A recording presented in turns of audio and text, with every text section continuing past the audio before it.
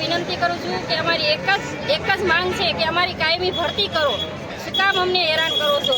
અમે કોઈ ડિગ્રી વગરના નથી, અમારી પાસે ડિગ્રી છે, રાજ્ય પરીક્ષા બોર્ડે લીધેલી, અમે એસએટી એક્ઝામ આપી છે, અમારી મેરિટ લિસ્ટ મૂક્યું છે, અમારું મેરિટમાં બધાનું નામ છે, તો શું કામ ભરતી નથી કરતા?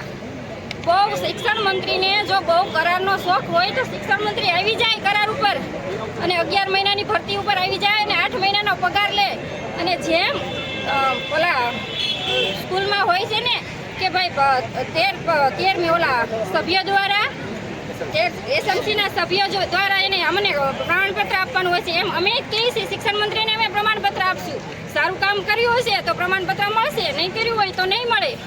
બહુ એને જ્ઞાન સહાયક ને વિદ્યા સહાયક ને ખેલ સહાયક ને બધું લેવાનો 11 મહિનાના કોન્ટ્રાક્ટ ઉપર બહુ એને શોખ હોય તો ખુદ આવી જાય નહીં, એ કેમ નથી આવતા? અહીંયા અમે 12 દિવસથી અહીંયા બેઠા છીએ અને એ લોકો 24% વધારો કરે છે સાહેબ। આવી રીતના ન હાલે। અમારી એક જ માંગ છે કે અમને ભરતી કરો, જો ભરતી નહીં કરે તો અમે ગાંધીનગર છોડવાના જ નથી। અમારે કરાર નામનો શબ્દ જ નથી જોતો, કરારમાં અમારે ભરતી કરવાની થતી જ નથી હવે।